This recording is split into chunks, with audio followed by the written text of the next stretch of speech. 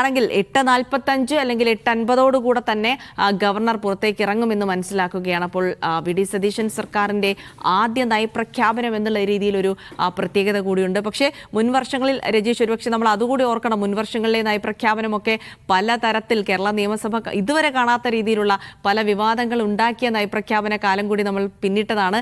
അതിനപ്പുറത്തേക്ക് ഈ നയപ്രഖ്യാപന കാലത്തേക്ക് വരുമ്പോൾ അത്തരത്തിലുള്ള കാര്യങ്ങൾക്കൊന്നും സാധ്യതയില്ല. കാരണം സർക്കാർ വന്നതേയുള്ളൂ, ഗവർണറുമായി കൊമ്പ് കോർക്കാനുള്ള അവസരം ഉണ്ടായിട്ടില്ല എന്നുള്ളത് കൂടിയാണ്. എന്തായാലും ഗവർണർ ഇറങ്ങുമ്പോൾ അവിടെ തന്നെ രജീഷ് നിൽക്കുന്നുണ്ട്. ഇപ്പോൾ ഒരു കൃത്യമായ ഒരു സമയത്ത്, അതായത് എത്ര സമയം എടുക്കും ഗവർണർ അവിടെ നിന്ന് ഇറങ്ങി ഒരു 5 മിനിറ്റിനകം തന്നെ അവിടേക്ക് എത്താനുള്ള സാധ്യതകൾ, മറ്റെന്തൊക്കെ അവിടെ എത്തിച്ചേരുമ്പോൾ മറ്റെന്തൊക്കെ കാര്യങ്ങൾ ഇനി നടക്കാനുണ്ട്?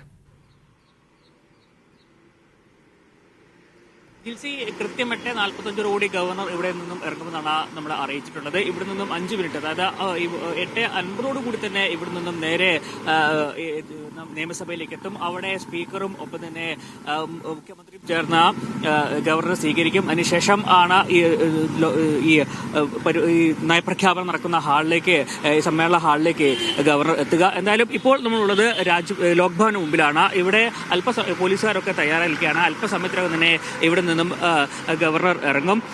നമുക്കറിയാം, നേരത്തെ സൂചിപ്പിച്ച പോലെ തന്നെ ഇതിന് മുമ്പുണ്ടായിരുന്ന ഗവർണർ 1 മിനിറ്റ് കൊണ്ടൊക്കെ തന്നെ, 1.5 മിനിറ്റ് കൊണ്ട് തന്നെ നയപ്രഖ്യാപന പ്രസംഗം അവസാനിപ്പിച്ച സാഹചര്യമൊക്കെയുണ്ട്.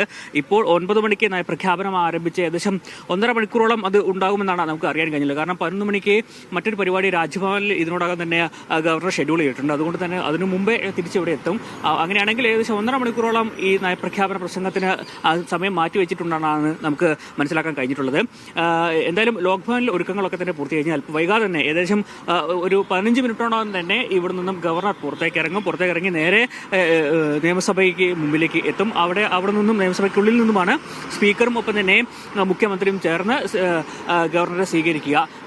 എന്തായിരിക്കും നയപ്രഖ്യാപനത്തിലുള്ളത്? ഇന്ദിരാഗാന്ധി ഈ ഗ്യാരണ്ടികൾ പ്രഖ്യാപിക്കുന്ന അടക്കമുള്ള കാര്യങ്ങൾ തെരഞ്ഞെടുപ്പിന് മുമ്പ് UDF സർക്കാർ മുന്നോട്ട് വെച്ച കാര്യമാണ്. അക്കാര്യങ്ങളിൽ എന്തെങ്കിലും നയപ്രഖ്യാപനത്തിൽ ഉൾപ്പെടുത്തുമോ എന്നൊക്കെ തന്നെയാണ് അറിയേണ്ടത്. 5 ഇന ഗ്യാരണ്ടികളായിരുന്നു, ഇന്ദിരാഗാന്ധി ഗ്യാരണ്ടികളായിരുന്നു ഇത് സംബന്ധിച്ച് നേരത്തെ തന്നെ UDF സർക്കാർ മുന്നോട്ട് വെച്ചിരുന്നത്. ആ കാര്യങ്ങളൊക്കെ തന്നെ നയപ്രഖ്യാപനത്തിൽ ഉണ്ടാകുമോ എന്നാണ് എല്ലാവരും ഉറ്റുനോക്കുന്നത്. എന്തായാലും ഇവിടെ ഒരുക്കങ്ങളൊക്കെ തന്നെ പൂർത്തിയായി കഴിഞ്ഞു. വൈകാതെ തന്നെ ഗവർണർ ഇവിടെ നിന്ന് ഇറങ്ങും. 8:45 തന്നെ ഇവിടെ നിന്നും ഗവർണർ പുറത്തേക്ക് ഇറങ്ങുമെന്നാണ് ഏറ്റവും ഒടുവിലായി നമുക്ക് അറിയാൻ കഴിഞ്ഞിട്ടുള്ളത്.